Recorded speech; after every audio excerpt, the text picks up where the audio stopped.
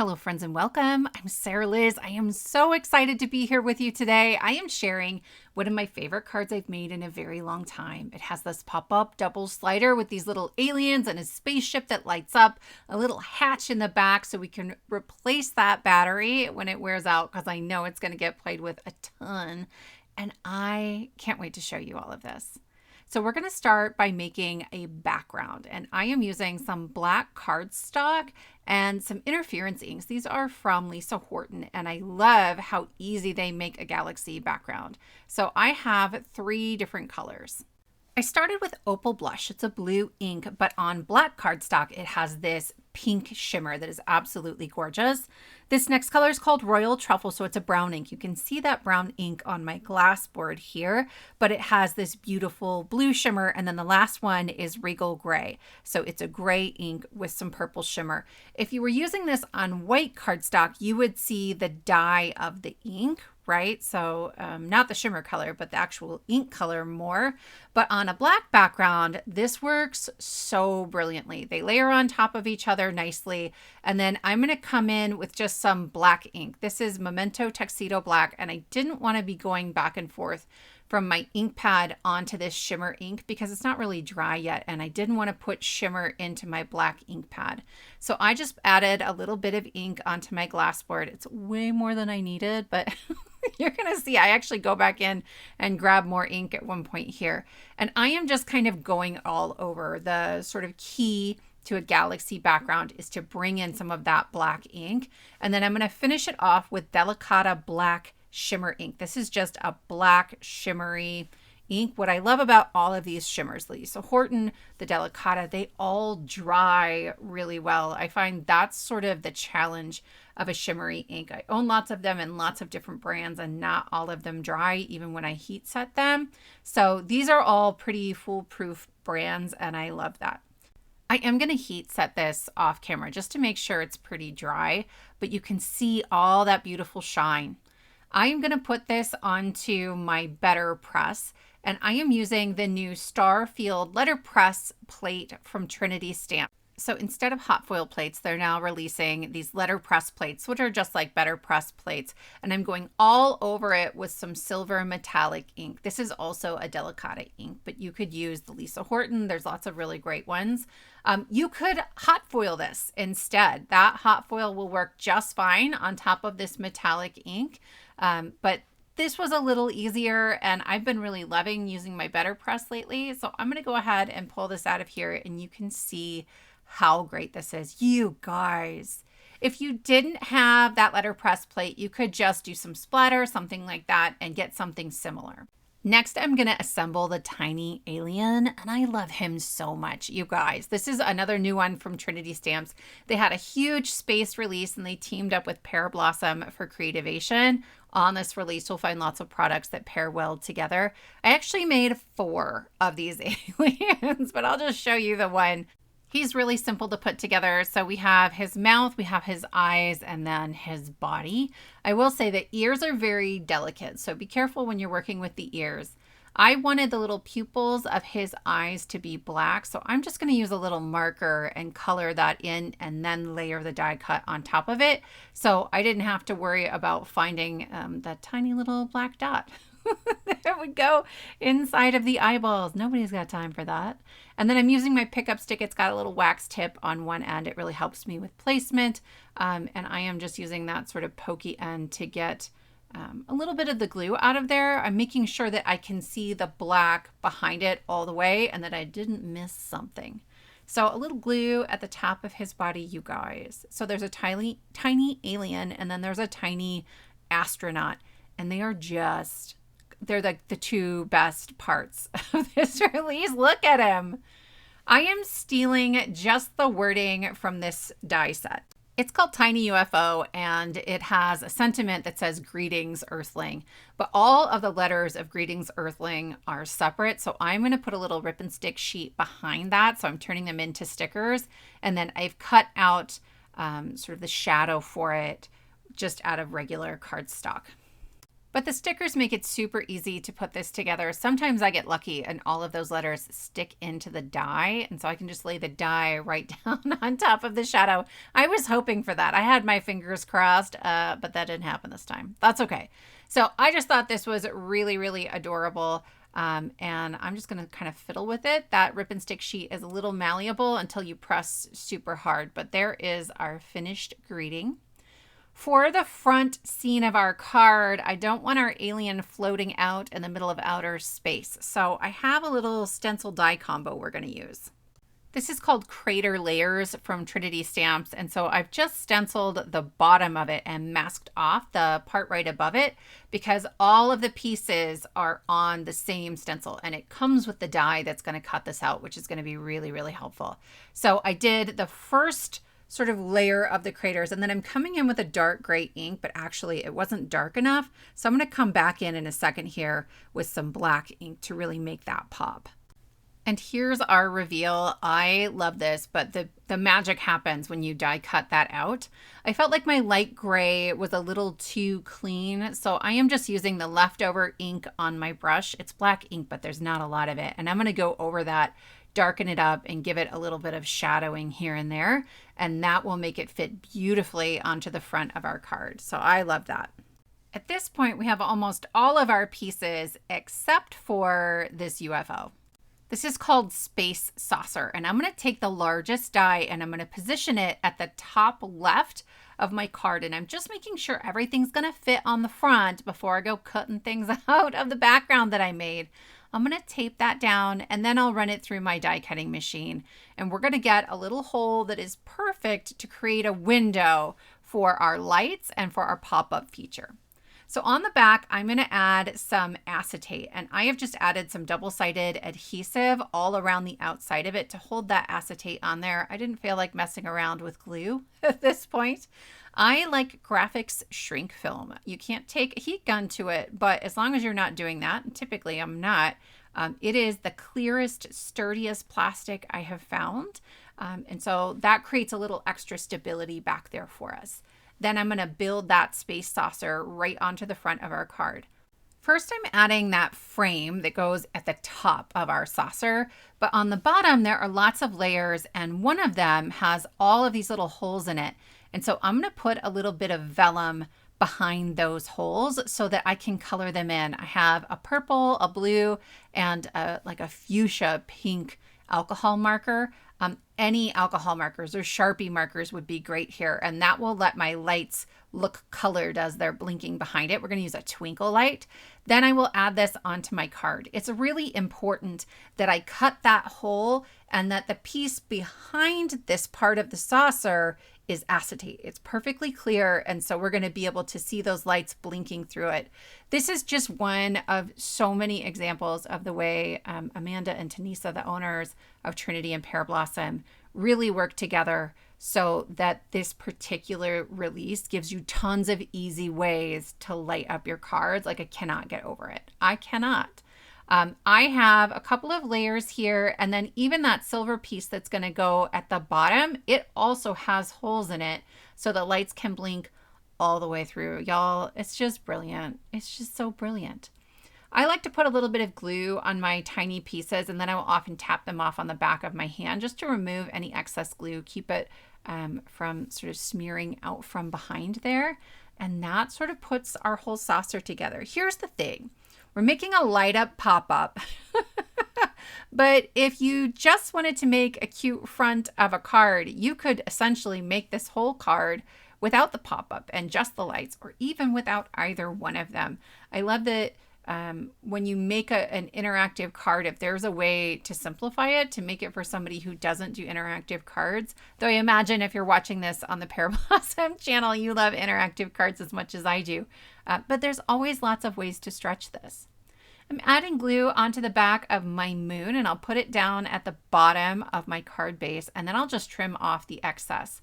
I put this sort of all the way to the side because I wanted the spot where my alien is sitting to be as low as possible, or standing, I guess. And I'll put glue all over the back of him. I'm paying special attention to his arms and feet, his ears, and his little antenna. I don't know what they are, right? Alien anatomy. But those are not connected by big pieces of cardstock. So I want to make sure they have adhesive behind him and he's going to be super safe. This is my card base. It's a top folding A2, and we're going to work on connecting these two. So I am marking on my card base where the alien's belly button is. That's where we're going to have the button for our twinkle lights. So here's a twinkle light. I put a battery in it, I push the button, and I have 3 separate lights that twinkle on and off, and it is so magical. I have it flipped upside down. I have the button over the pencil mark that I drew, and I have double-sided adhesive tape on my sort of battery piece of this. And I'm just going to trace around the outside of it so we can make a hatch to replace that battery if we need to. It's laying right over the pencil mark, and then I will just line up my card front panel on top of the card base and pick up that light with the adhesive. And now it's attached to the card front panel. I find it much easier to install things this way, and it makes it easier to replace the battery. So I'm going to keep making some pencil marks on my card base. I am just tracing a rectangle around where the battery pack lives. You wouldn't have to trace that all out necessarily. You could do fewer marks, but I wanted to make sure you could see. And then I will use a score line to connect 2 cuts that I made, just connecting all the way to the other side. So I have this little flap, this door, so I'll be able to get in there even after the card is finished. I'm going to gently curl the wires for my lights, and I have some space up towards the top of the card. So I'm using Scotch tape. I love this for lights because you can see right through it, right? It's not going to affect the way the lights work. And then I will place these so that the yellow part at the end of those wires is facing out towards the front of the card. That's the light itself. And I find I get the best results when I do it that way. Again, I'm just using some clear tape, Scotch tape, to add that on there. And then if there's any extra wires kind of hanging out, I will again gently curl those and then just tape them to my card.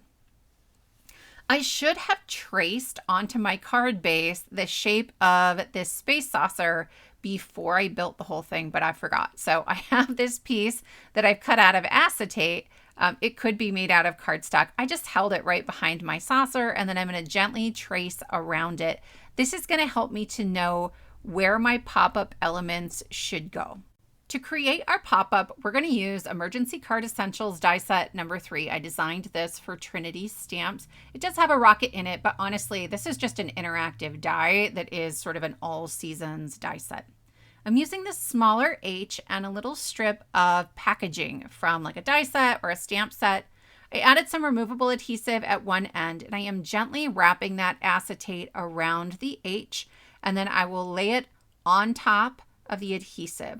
I want just the tiniest bit of wiggle room. If it's too snug, it doesn't want to move, and I want to be able to sort of roll it, if you will, around the H. So here I'm testing it and making sure it moves, and then I'll push that adhesive all the way to the top. I'm bringing in a marker just to help you see better. I'm going to make a line on top of the adhesive, and then I will flip it over. That one's at the top. On the other side, I'm going to make a mark at the bottom. I need to add more double-sided adhesive on top of those 2 lines to make this element work. I'm using Trinity Stamps Rip and Stick 1/4 inch tape here, but most double-sided adhesive tapes will work just fine for this. In that same die set, again, it's called Emergency Card Essentials, die set number 3, double slider, there is a tall, skinny rectangle, okay? And so I'm going to take this and I'm going to flip it over so I have the pretty side facing my desk, and I am adhering it to the strip that's at the top. So when I pull on this, right, and I'm testing, I'm making sure it will move. When I pull on this, you can see the other adhesive strip is moving. Now I'm going to find my placement. I want this right underneath that saucer. And so I'm making some marks on the card base so I know where this is going to go.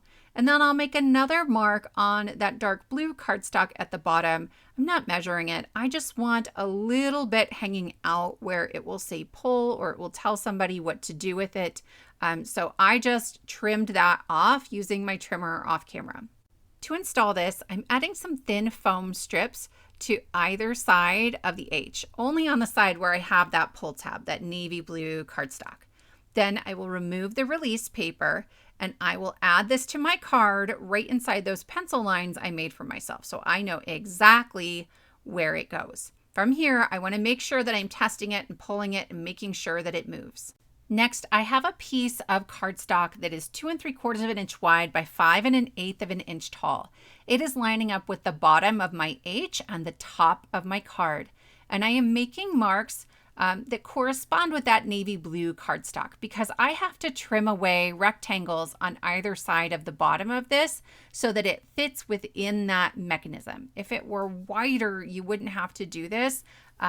But I love the size of this mechanism. If it were any wider, I wouldn't have room for the battery pack for my lights. I wouldn't have room for my window for my pop-up. Okay, and so I just have to make sure the bottom of this fits inside that track on top of the acetate we have on that H. Now I'm ready to install this piece. So I am going to remove the release paper from our double-sided tape, and it is all the way at the bottom of the H. Then I will line this piece up with the top of my card so it's going to be hidden when the mechanism is closed, and I will lay that on top of the adhesive. And now I have a place to put my other aliens so that they will pop up and say hi within that space saucer. It's like a little clown car in there. So I'm lining up the first one and using that window as a guide, and then I'll figure out my placement for the other two. As I build this, I need to make sure that at the bottom, everything is going to fit within that sort of white strip that we cut down. So I'm taping everything together. I'm testing the movement. I'm checking the placement. They're actually a little bit high.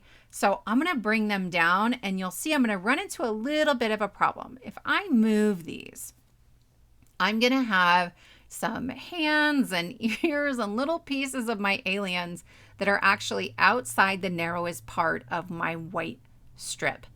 That's a problem. If I do that, it means they're going to run into the foam tape that we're going to add on each side of the H. So I am being really careful with my placement. I'm tucking my glue bottle underneath my top alien, and then I'll start worrying about the bottom ones, and we're going to perform a little bit of surgery. I want to make sure once again that I have glue under all of those little delicate pieces. So sometimes I'll just pick it up with the tip of my pickup stick and tuck a little glue under those delicate spots. Next, I'm adding glue to connect the pink and green aliens so I can sort of use them as a single piece. It's going to help me make sure that everything fits. So I just removed some arms. It's fine. They don't need all those arms. And you're not going to see it. Then I'm tracing around their feet now that I know the placement is right, and I will just pick them up and add glue so I can be really careful. This piece in particular, it fits a little more snugly than my top alien. So I want to make sure I've got glue in all of the important places. I'll line the feet up with the pencil marks I made before. You're not going to see them, right? They're going to be hidden sort of behind the bottom of the saucer. I am, however, going to add this ear back on. Again, they're kind of delicate. If I want one that's kind of hanging out in midair, I've done this, just stack them up, glue them together, and make them a little sturdier. To finish putting this card together, I need a double layer of the same foam that I used behind the H in all of my open areas, okay? So it looks like one layer of foam here, but that strip on the left, that is 2 layers. I just sort of doubled the tape on top of each other. I love Pear Blossom Press's World's Best Foam Tape, but I didn't have a way to get just a thin layer of that for my interactive mechanism. So this is just regular foam tape. I definitely want to create a guide, a channel on the left and right of that white cardstock and on the left and right of my H, my mechanism. So I'm just holding everything together. I'm making sure it moves. I'm going to open up that battery pack and make sure I can still get to things. And I'm seeing that part of my white cardstock is in the way. It's going to make it very difficult to replace that battery. So I just drew myself a little pencil mark and I'm trying to see how much I can remove without you being able to see it in the opening of my space saucer. Always double check, right? Once you put that foam tape together, your card together, if you're not using Pear Blossom Press's foam tape, like you're kind of stuck. So Here, I'll just trim that little bit away. I will double check, make sure you can't see it, and we're good to go. Then I'm double checking the battery. Yes, I can get to it. I can replace the battery. I'm going to stamp a sentiment because I was feeling really, really brave here. But I'm only stamping part of it. So I could cut my stamp apart, which I will do sometimes. But here I decided to just mask it off. So I have a little bit of mint tape, like Post-it tape on one side, and then I will ink it up and remove that tape. It just says happy birthday by the time I'm done masking it off, and I'll stamp that at the very top. That will not be visible when the card is closed. I'm going to press it one more time and then we're good to go. So this is the moment of truth. I'm removing the release paper from all of that doubled up foam tape, and I have release paper on either side of my H. I just added one more layer there, and I am using a box to try to get everything lined up correctly. The problem is you can see the sides of my box are bowing. So this card is ever so slightly crooked. Don't tell anybody, but it moves fine, and it's not crooked enough that I was going to try to peel it back up again. I'm going to add my Greetings Earthling to the top. It's so, you guys, I cannot get over like the lights and the pop-up and all the fun stuff. That little double slider is really great when you want something to pop into a window on a card, but there is a larger double slider in the same set that will help you have things popping like out of both sides of the card, which is really fun. So here's our finished card. I press his belly button and my lights go off and they twinkle, and then I can pull my slider and I have these really great aliens popping into the window. I can replace the battery on the inside. Y'all, I hope this inspires you. I hope you'll give a light up card a try. Let me know what you think. Thank you all so much for spending your time with me, and I will see you next time.